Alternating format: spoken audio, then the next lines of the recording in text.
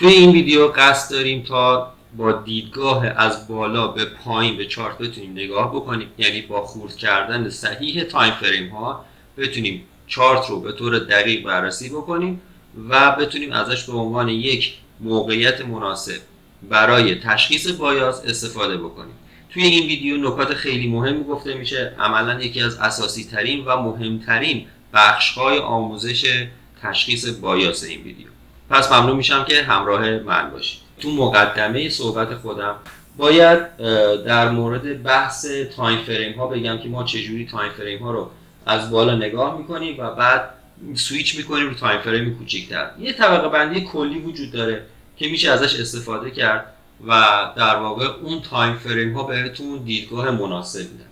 اگر شما دنبال استراکچر روزانه هستید و میخواید استراکچر روزانه‌تون رو بررسی بکنید، باید تایم فریم ماهیانه‌تون رو اول دیده باشید. اگر میخواید تایم فریم 4 ساعتتون رو بررسی بکنید، یعنی استراکچر 4 ساعتتون رو بررسی بکنید که کجا قراره چرخش انجام بده و کجا قراره که ادامه حرکت بده، باید ویکلیتون رو ببینید. همونجوری که اینجا تو تصویر میبینید طبقه بندی شده و به همین ترتیب دیلی رو نگاه میکنید و به H1 میرسید. H4 رو نگاه میکنید به در واقع 15 دقیقه میرسید. H1 رو نگاه میکنید، یعنی 1 ساعته رو نگاه میکنید و به 5 دقیقه میرسید. این ترکیب کلی دیدگاه شما باید باشه. از این طریق باید بررسی بکنید و به نتیجه برسید که مثلا توی اون تایم فریم کوچیک‌تر الان به نقدینگی تایم بزرگ رسیدیم. مثالش چیه؟ مثال اینه که شما یک سشن تریدر هستید، یک کسی هستید که فقط توی تایم فریم در واقع در یک بازه زمانی خاص، مثلا کیلزون لندن فقط میخواید ترید بکنید و کیلزون نیویورک، و خب به خاطر اینکه نوسانات اون تایم یک نوسانات محدودیه، میتونید تو تایم فریم 5 دقیقه معاملاتتون رو باز بکنید. اما اینکه بخواید از این تایم فریم 5 دقیقه استفاده بکنید و هر جایی که شما توی اون محدوده زمانی خودتون نقطه ورود گرفتین وارد بشین، خب منطقی نیست. پس باید اگر میخواین در M5 یعنی 5 دقیقه یک پوزیشنی رو وارد بشید، باید اول نقدینگی 1 ساعتتون رو بررسی کرده باشید و وقتی که نقدینگی 1 ساعتتون رو بررسی کردید، باید تو نقدینگی روزانه‌تون تاییدش رو بگیرید. موضوع بعدی موضوع چرخه بی پایان حرکت قیمته. قیمت از سمت یک نقدینگی به سمت یک نقدینگی دیگه همیشه در حال حرکته. یعنی این همیشه شما این موضوع رو قراره که ببینید. مارکت یک اکسترنال لیکویدیتی رو میزنه، بعد حرکت میکنه به سمت یک اینترنال لیکویدیتی، یعنی یک نقدینگی که خارج از رنج حرکتی ما هست رو شکار میکنه، بعد به داخل رنج ما برمیگرده و از داخل رنج ما یک نقدینگی دیگر در واقع میگیره و بعد از اینکه نقدینگی گرفت دوباره دنبال اکسترنال لیکویدیتی میره که این چرخه همینجوری ادامه پیدا میکنه و مارکت بی پایان داره این کار رو انجام میده. پس قیمت از یک نقدینگی به سمت یک نقدینگی دیگه حرکت میکنه. اما اکسترنال لیکویدیتی چیه و اینترنال لیکویدیتی چیه؟ اکسترنال لیکویدیتی به طور کلی هر سقف یا کفی که ما در مارکت میبینیم میشه اکسترنال لیکویدیتی. وقتی که خیلی ساده میتونم توضیح بدم، وقتی که یک روند صعودی رو در هر تایم فریمی شما دارید، مارکت به سمت سقف قبلی خودش حمله میکنه. درسته؟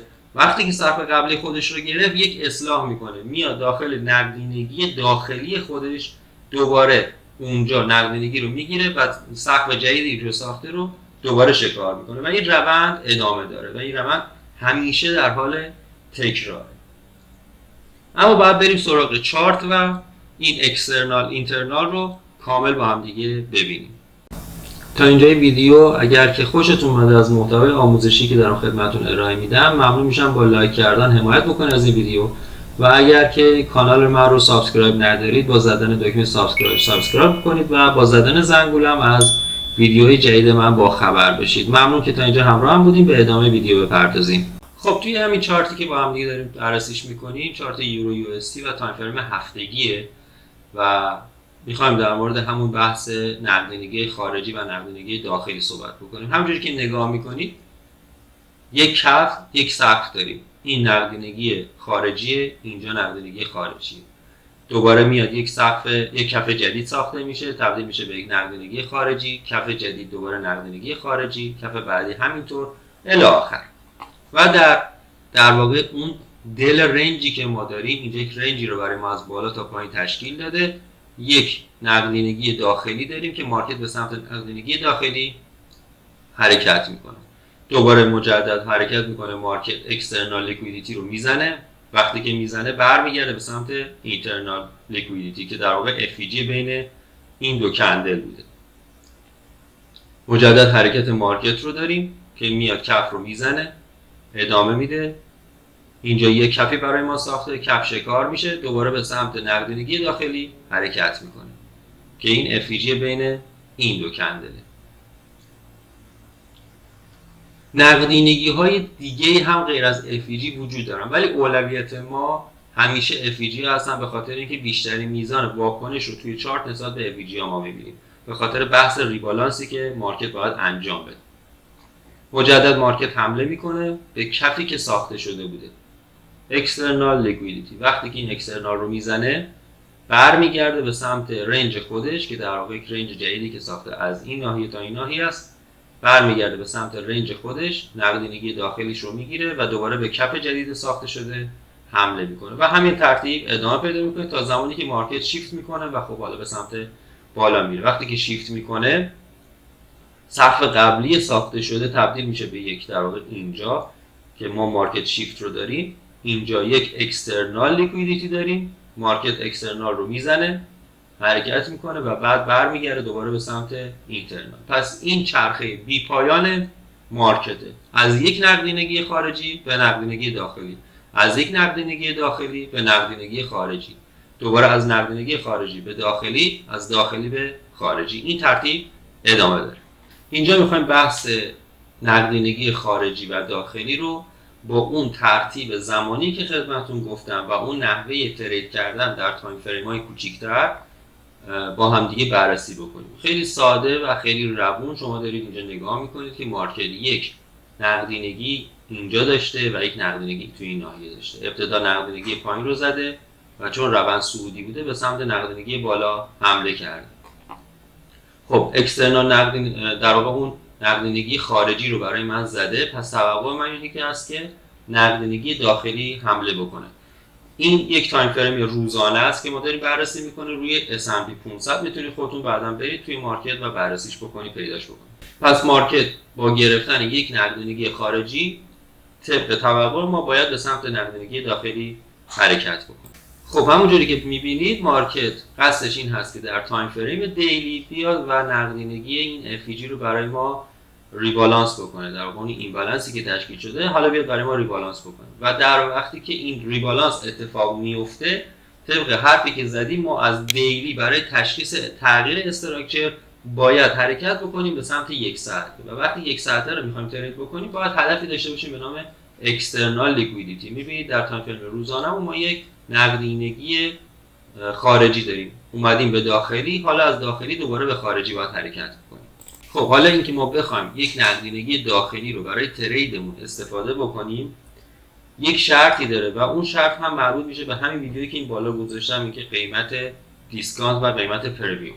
ما باید وقتی که روند صعودی داریم در یک قیمت دیسکانت دنبال نقدینگی باشیم، یعنی اگر اینجا 3 تا 4 تا FVG هم شما پشت سر هم داشتید، اونهایی برای شما حائز اهمیت هستن که در قسمت دیسکانت باشن و اگر در روند نزولی هستیم ما دنبال در واقع نقدینگی‌هایی هستیم که در قیمت پرمیوم هم که ارزش ورود برای ما داشته باشه. وقتی شما اینجا ورود میکنید به پوزیشنتون تا رسیدن به سقف فضایی رو برای حرکت داشته باشید. پس باید همیشه این قیمت دیسکانت و پرمیوم براتون مطرح باشه که ما این ناحیه رو دیسکانت میگیم زیر 50% با فیبو راحت میتونید تشخیصش بدید. از کف به سقف اون رنجتون یک فیبو میندازید و خب بینش میشه 50%، بالای اون میشه قیمت پرمیوم و زیرش میشه قیمت دیسکانت، قیمت تخفیف دار، قیمت بالا. خب ما الان روند صعودی هستیم و دقیقاً باید در دیسکانت اون یک نقدینگی پیدا می‌کردیم که کردیم و مارکت به سمتش اومده و طبق صحبتی که داشتیم رو جدولمون الان از دیلی باید به سمت یک ساعته حرکت بکنیم و تغییر استراکچر رو توی تایم فریم یک ساعته پیدا بکنیم که بخوایم برای ادامه روند صعودی روزانه باهاش بتونیم همراه بشیم. خب این تایم فریم یک ساعته ما هست که مارکت رو همونجوری که می‌بینید بارها و بارها حرکت کرده به سمت بالا و خب بعد دوباره هانت کرده، اومده یک بار این لو در واقع این زی رو برای من زده، دوباره حرکت کرده رو به بالا، دوباره لو رو زده، دوباره یک پوزیشن رو به بالا به خودش گرفته، مجدد اومده لو رو زده. پس میبینید مارکت وظیفه داره که با این حرکاتی که ایجاد میکنه در طول روزهای مختلف نقدینگی هایی رو جذب بکنه برای ادامه حرکتش. و این نقدینگی داخلی که شما دارید میبینید نقدینگی FVG یک روزه من است که تو قسمت دیسکانت هم بود. الان مارکت من در تایم فریم یک ساعته بهش رسیده و من باید منتظر چرخش قیمت و منتظر یک مارکت شیفت باشم تا بعد بتونم تصمیم بگیرم که به سمت نقدینگی در واقع خارجی روزانه من مارکت حرکت بکنه.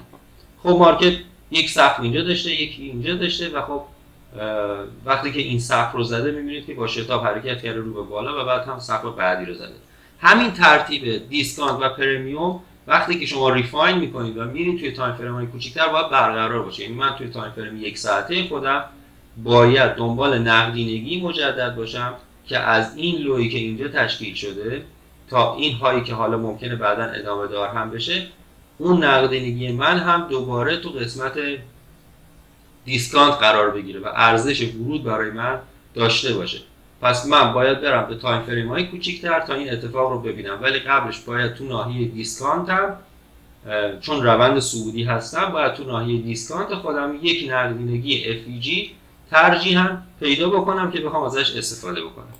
خب الان توی همون تایم فریم یک ساعت هم هستم و خب زومش کردم که بهتر بتونیم با هم دیگه بررسیش بکنیم. ببینید ما یک مارکت شیفت داشتیم، اینجا نقدینگی روزانه من بود، FVG روزانه من بود این ناحیه سبز رنگ و خب مارکت شیفت رو هم با هم دیگه بررسی کردیم و الان یک FVG داریم که این FVG من در ناحیه دیسکانت قرار داره.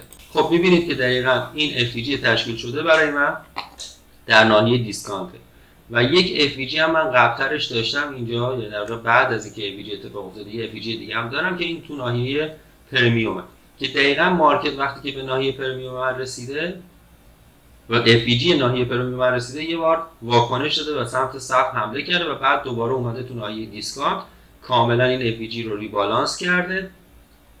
سعی کنید شرط ریبالانس 50% رو همیشه رعایت بکنید تا میزان ضرراتون بیاد پایین‌تر و بین ریت بالاتری داشته باشید. و خب اینجا یه بار تاچ شده این FVG ولی تأثیری نداشته، مارکت نتونسته های جدیدتر بسازه، بعد دوباره حمله کرده، کامل ریبالانس کرده، حتی بیشتر هم تونسته حمله بکنه بره پایین‌تر و بعد ریجکت شده. و بعد هم که می‌بینید به سمت نقدینگی خارجی روزانه‌مون در واقع های روز در واقع های سوینگ روزانه‌مون اومده حمله کرده.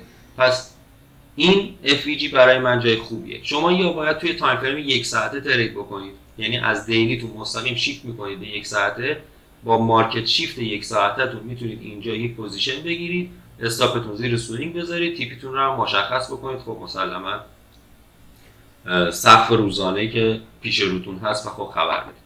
و از نظر رفتار صحیح معامله گری اینه که شما روی هر یکی از این سوینگ ها بعد از اینکه این سوینگ زده شد این سوینگ زده شد سیو سود داشته باشید تا تقریبا بتونید یا اون در واقع اون تیپی نهاییتون رو ازش بگیرید. اما اگر میخواین که تایم فریم های کوچیک‌تر رو ترید بکنید مثل خود من که 5 دقیقه یا 1 دقیقه دارم ترید میکنم، میتونید برید ریفاین بکنید مجدد همین FVG رو و رفتارش رو ببینید. خب این تایم فریم 5 دقیقه من هست و این هم همون FVG یک ساعته ما بود که با هم دیگه بررسی کردیم که گفتم یک بار مارکت هم اومده بهش واکنش داده.